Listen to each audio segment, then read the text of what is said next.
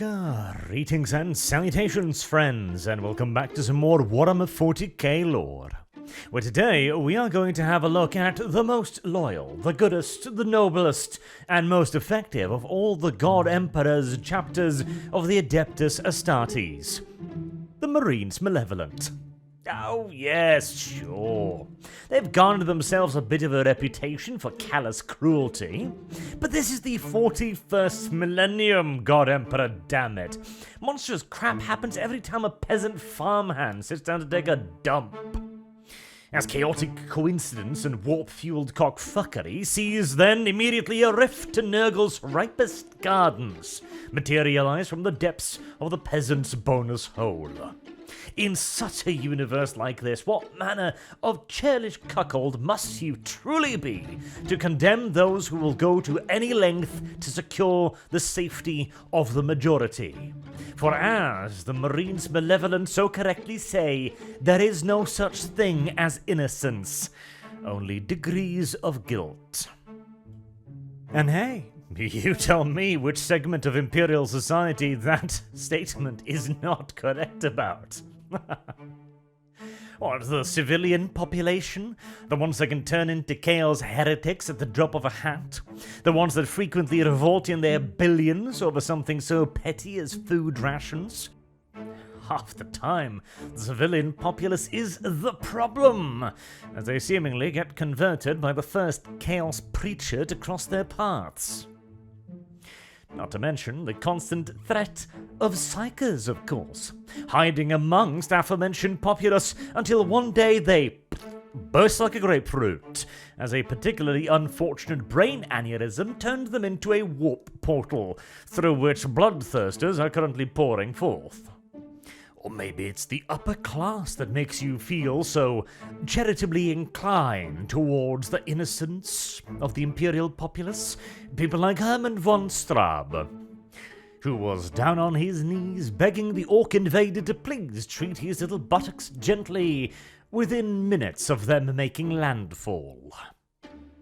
But perhaps we are appealing to higher powers, not to the common man in the street or in the upper spires, but to the hallowed institutions of the Imperium, the Ecclesiarchy, the Mechanicus, the Imperial Guard, or the lauded Angels of Death. Well, they too have fallen time and time again. In fact, the only reason why the Imperium is in the sorry state it is currently in is because the Space Marines decided, let's boogaloo, and burned half of it to the ground. But it's not like the power-armoured pricks are the only ones at fault here. The Guard, the Mechanicus, the Ecclesiarchy, all of them are no strangers to the temptations of the Xenos, the Heretic, and the Traitor.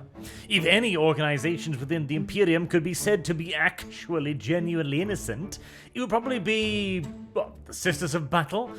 Even then, their only true claim to innocence is that they appear to be very resistant to the lure of chaos, but,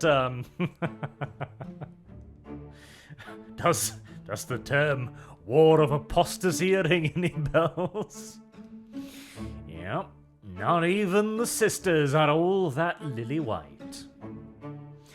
In such a universe as Warhammer 40,000, you would need to be a chronically naive goldfish with severe long-term memory problems to even consider the very notion of inherent innocence.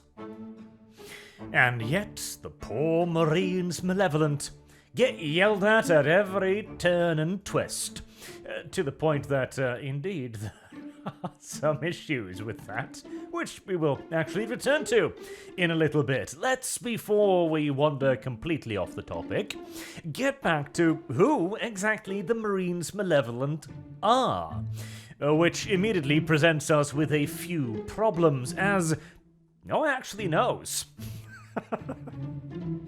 You see, the Marines Malevolent were first and foremost invented to be the bad guys. Not in the traditional, as in evil opposition sense, but rather to be a representation of the unjust and ruthless Imperium.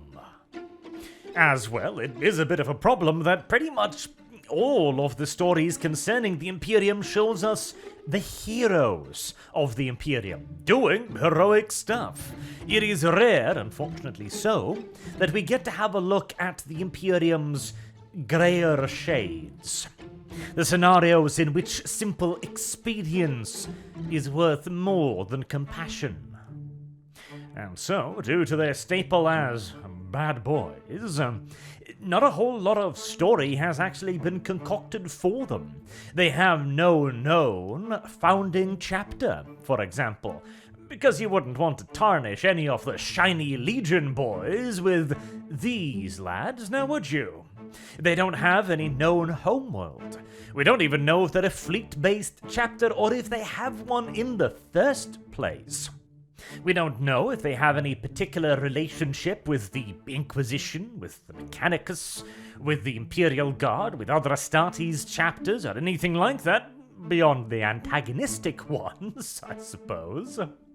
And as for their stories, well, they are universally displaying the Marines Malevolent as the antagonists.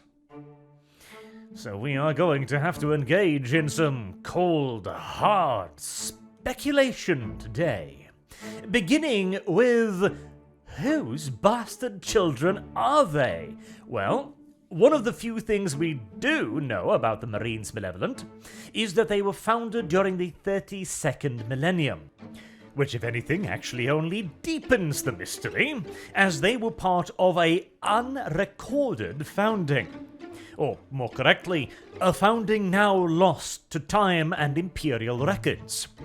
We don't know the names of any of the chapters they were created alongside. We have no idea what the goal or the purpose of the founding was. And we have no idea if it was a large-scale founding, a small-scale founding, or what. No information really exists. But even the complete lack of information does tell us something. First and foremost, what is the need for a founding? Well, in the case of the original founding, it was, of course, to shatter the legions. Thereafter, they were done to increase the numbers of Space Marine chapters, or to replenish the ranks, or simply to reorganize the Astartes on a smaller or a larger scale. But most commonly, a founding is made when a greater number of Astartes are needed, when a new area of responsibility is opened up, or some new great undertaking is considered. Alternatively, it could also be when the powers that be decides to engage in a little bit of creative experimentation, as was, for example, the Cursed founding. So which one of these options is the most likely? Well, let's begin by looking at the state the Imperium was in during the 32nd millennium. And, well, initially it was pretty good. The Imperium was recovering rapidly from the Horus Heresy and beginning to reassert its dominance on a galaxy that still didn't really have anything that could challenge the Imperium, as everyone else had been turned to goop beneath the Great Crusade's war machine. But then, of course, came the events of the War of the Beasts. A terrible book series, which left the Imperium back in ruins again. But sometimes after the War of the Beast, the fourth founding was launched, the express purpose of which was to re-secure the Imperium with 100 new Astartes chapters. The Marines Malevolent founding was sometimes after this again, so it wasn't a founding done simply for security. Now, it is conceivable that it could perhaps be after the events of the beheading, where Maximus Thane, that ungrateful Imperial Fifth arsehole, kills the hero of the War of the Beast, Draken Vangerich, but this too seems unlikely, particularly for such a relatively small founding. Well, small, we don't actually know, but seeing as there is no record of it, it seems reasonable to assume it was not a very large one. Which leaves us with the two other options, either some new venture or experimentation. Well, There weren't a whole lot of big new ventures during the 32nd millennium. The only event I could really think of would be the Third Black Crusade, I suppose, but that is at the very end of the 32nd millennium, and if the Marines Malevolent were created in response to a Black Crusade, surely they would have been dispatched to the area around the Cadian Gate. And most Astartes chapters sent to, well, guard that area of space tend to do so on a rather permanent basis, and the Marines Malevolent do not. Though I do suspect that the Third Black Crusade might have been the Marines Malevolent's first major noteworthy campaign. And this is due to events that would happen much, much later in the 41st millennium, at the very end of it, during the siege of Fenris. For you see, one of, indeed the only recorded chapters that met the Third Black Crusade was the Space Wolves. They would have, almost guaranteeably, been supported by many, many other chapters, and I believe one of them was the Marines Malevolent, because, again, during the later years, the last year, literally, I think, in fact, of the 41st millennium and the siege of the Fenris system, the Space Wolves, of course, get a lot of help, because it's a major conflict, and a big, plot point, etc. So the Iron Hands show up, Ultramarines, Dark Angels, Howling Griffins, all the big boys, but almost lost in the background amongst this illustrious host come the Marines Malevolent too. Now, the Marines Malevolent are hardly the most helpful of chapters. In fact, they will on occasion go out of their way to be as obstructionist as possible. Oh, don't get me wrong, they will lend aid, of course. They're Space Marines. They're supposed to. And wherever the cries of help, help tends to be the loudest, well, happens to be enemies around as well, more often than not. But for the Marines Malevolent to go out of their way to save fellow Space Marines, to the point of being joined under the command of Dark Angels, and having to get along with other Astartes chapters too, well, it seems an uncharacteristic move on their behalf. Mayhaps, they have some sort of history with the Wolves of Fenris. Granted, this is a bit of a leap, I do admit, but I like to believe that the Marines can get along with at least someone out there. But to return to the point, what kind of a founding were the Marines Malevolent part of? I know we wandered a fair bit off it right there, but again, there doesn't seem to be any major new undertaking, which leaves us with experimentation.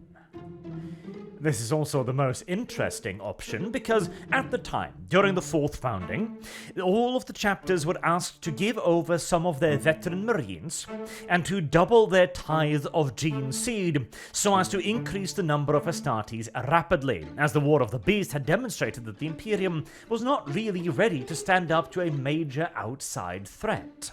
This in turn must have exhausted the Imperium's supply of gene seed and available veterans and recruits. I mean, after all, they couldn't even launch the fourth founding immediately. They had to go through a period of recruitment and stockpiling gene seed before they could do it. To assume that they would be able to carry out another founding shortly thereafter seems unrealistic, unless they thought to themselves, okay, we've got 100 new chapters. That's a pretty big deal. But is it enough? Well, what do you mean enough? What are you suggesting we find any more Space Marines? At which point one High Lord glances to the other and says, well, there's always the other gene seed.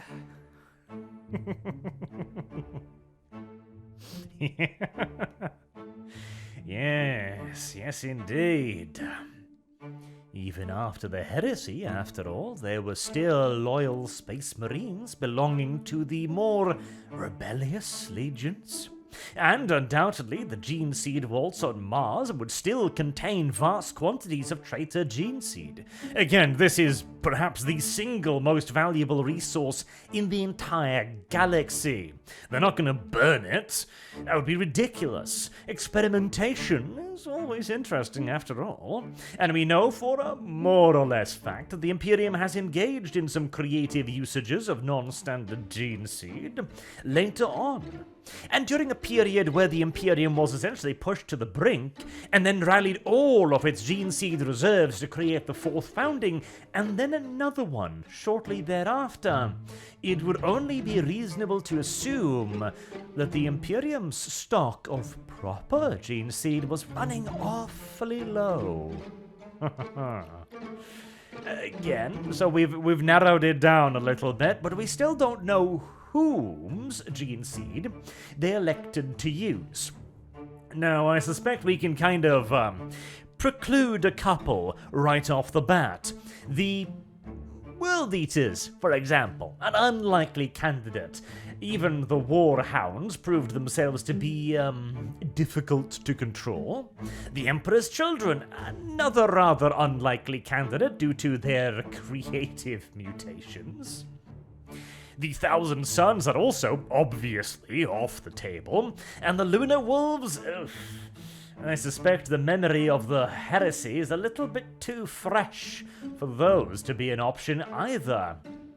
Leaving us with Iron Warriors, Night Lords, Death Guards, Word Bearers, and Alpha Legion. I think we can fairly safely discount the Word Bearers as well. Alpha Legion... The Marines Malevolent are not known for their subterfuge. Night Lords? Maybe. Iron Warriors? Death Guards? These three I believe to be our most likely options. Now, the Iron Warriors... Yeah, certainly. Their mode of operations, their style of warfare bears certain similarities, but they're not methodical enough to be Iron Warriors, in my opinion. Sure, some of their color scheme bears similarities, but that alone is not enough to really convince me. They lack the autism of Iron Warriors and the overt augmentations, which tend to run somewhat in their bloodline. Plus, the Marines Malevolent are the exact opposite of the Iron Warriors when it comes to logistics and war gear specialization, etc. So, unlikely. Mere paint scheme similarities do not appear to be a good enough reason to assume Iron Warriors, leaving us with Night Lords or Death Guard.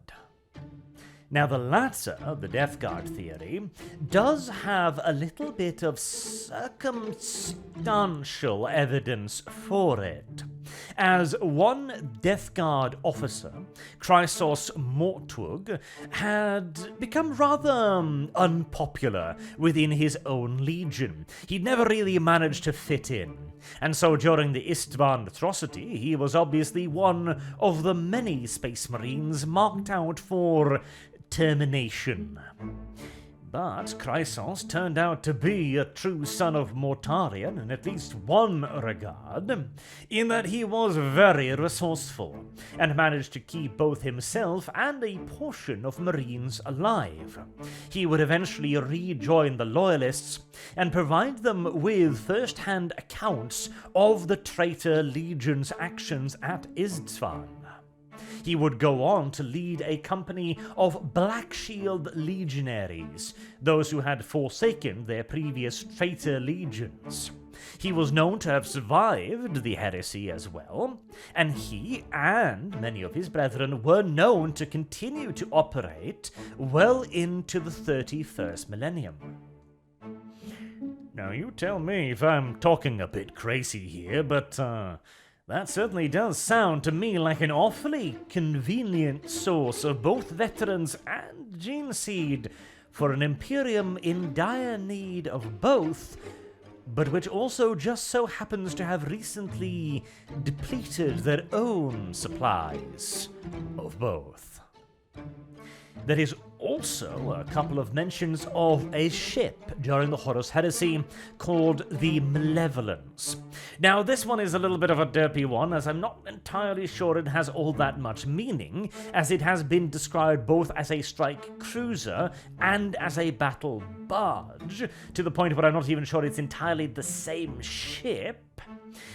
But Chrysos and his Black Shields have referred to themselves as Marines of the Malevolence. I would certainly say that the theory that they are therefore of Death Guard stock has a fair bit of weight behind it, though I am also unwilling to entirely reject the Night Lord's theory.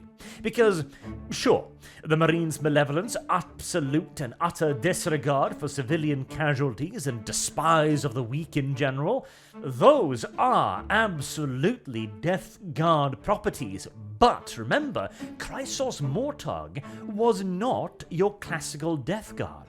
In fact, he was considered a problem child by the other members of the Legion. He was given essentially command over other problem children and sent off to die in impossible war fronts.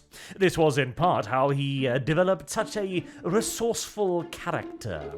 So for him to create something that seems to resemble his parent Legion, I don't know, it doesn't necessarily quite ring true. Although it should also be said that Mortwag himself also wasn't an overly bright and cheery individual, so his cynicism may very well have completely taken over and turned him into what he once wasn't particularly fond of.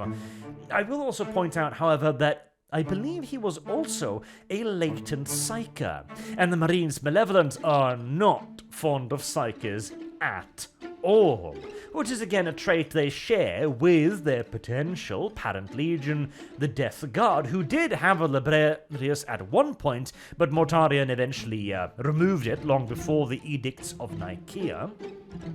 So I will say that the Death Guard theory, too, has some flaws here and there, though I will happily admit it has far more grounding than my preferred one, which is, of course, Night Lords.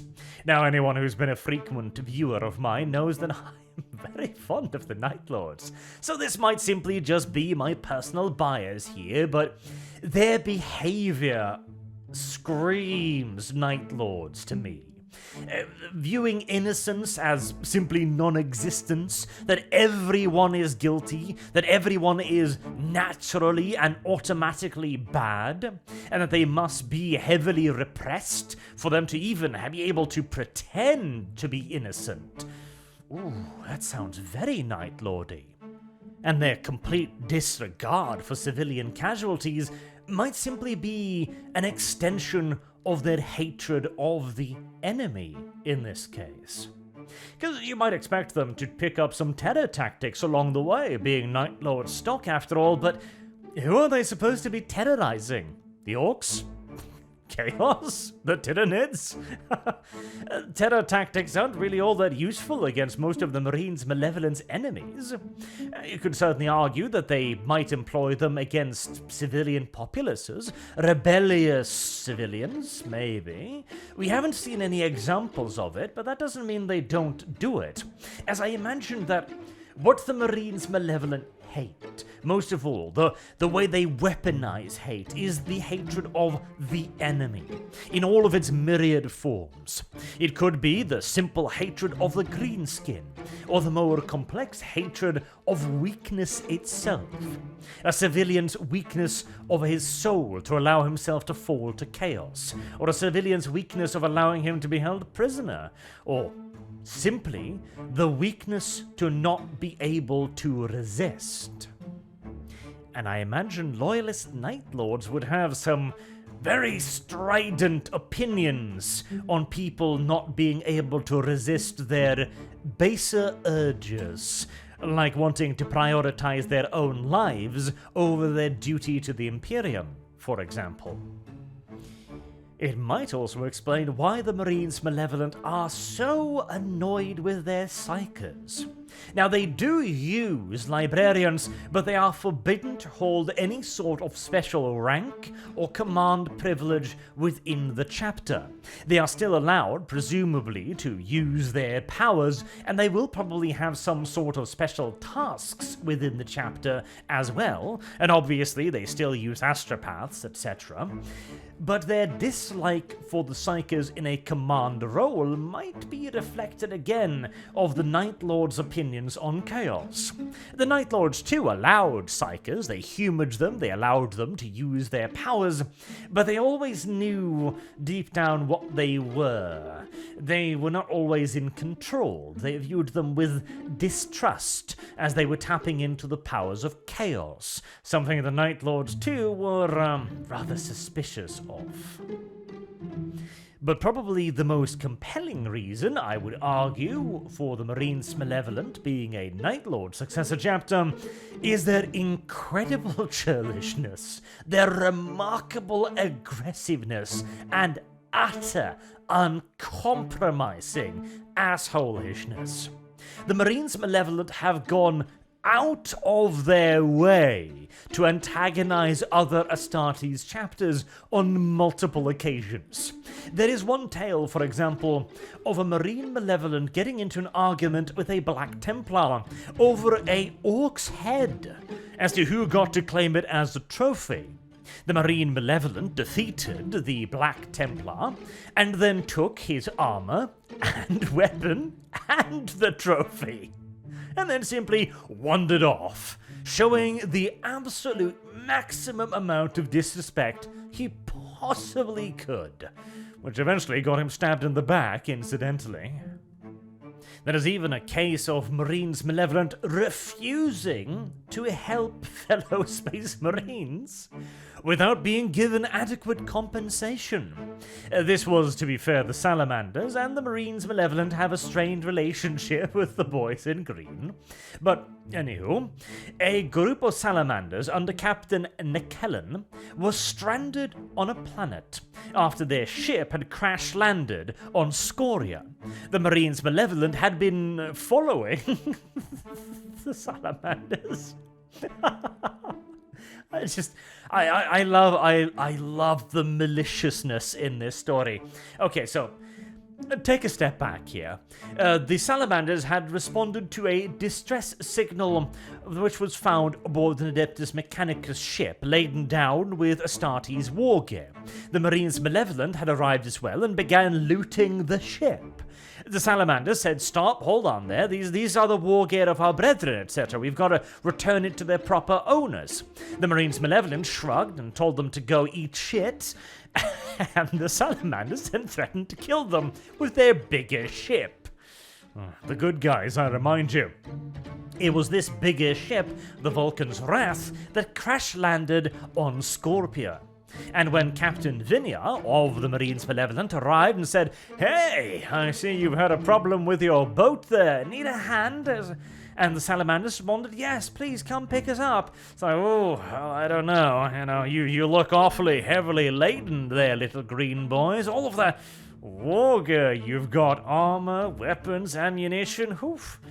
I don't know if we can lift all of that and you simultaneously." I mean, it'd be a shame to bring aboard so much superfluous war gear, wouldn't it? Eventually, the Marines Malevolent did help, but only after the Salamanders promised to give the Marines Malevolent all of the war gear they had saved from the stricken Mechanicus vessel. Again, just the sheer dickishness of it screams Night Lords. As, incidentally, does their self-loathing too. See, here's the thing. The Marines Malevolent are actually an incredibly accomplished chapter.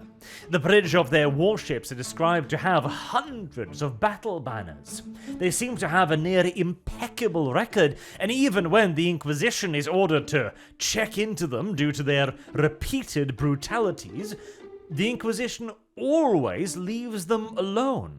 They appear to be, with the exception of the occasional splatter of civilian blood and guts, impeccably pristine. And this is because they never stop.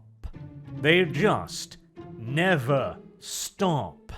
The Marines Malevolent are presumably a fleet-based chapter, although they must have a homeworld somewhere, because they are constantly fighting. Every single time they've interacted with the Imperium, their armor have always been described as dented and pitted and outdated, as if they have long since outmarched their supply columns and just kept going for centuries and centuries. Their incredible number of battle honors as well seems to indicate this. In fact, this is one of the reasons why I say that they are one of the finest chapters in the Imperium. Because here's the thing, let's compare them with the Salamanders, shall we? Okay, the Salamanders value human life. On Armageddon, for example, there are short stories showing Salamanders protecting civilians even to their own detriment, where Astartes give their lives for some random backwater factory worker. Is that worth it? Is that a good trade? Okay, you saved Bob, but you let a warrior that has been fighting for 40 years die. You sacrificed one of the Emperor's finest fighting men for a dude who makes horseshoes. A man whose role could be replaced like that by 1,000,000 other men. Whereas the Space Marine, he is one of 1,000. He is a nigh irreplaceable resource. Obviously, it is not worth it. And this too leads the Salamanders to take exaggerated casualties. These good guy chapters, they fight, they bleed, they retreat to their nice soft homeworld and polish their armor for a few years, a couple decades, whilst rebuilding. The Celestial Alliance, another example, they decided to piss off the Inquisition, and now they're out of the fight for God only knows how many decades at least, and centuries maybe. The Marines Malevolent, however, they take no such shit. When 5,000 orcs, a major warband, broke into a refugee camp during the War for Armageddon, what did they do? Did they mule about it? Did they whinge about civilian casualties? Did they expose themselves to the orcs and take massive losses themselves, trying to rescue them? Did they use themselves as human shields or waste time trying to negotiate with Xenos greenskins? Did they allow them to pin enormous Imperial forces in place whilst hemming in this warband? No, of course not. Captain Vinia simply pointed in the direction of the refugee camps and then said, "Shell the bastards!" And they continued to shell them for the next 6 hours, as frankly, the orcs had made themselves into the perfect target.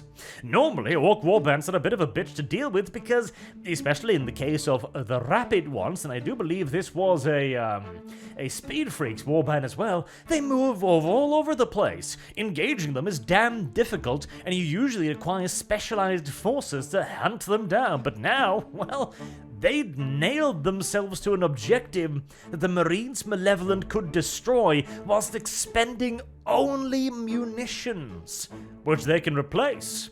Manpower, however, again, there are only so many Space Marines, but there are 1 billion cluster bombs.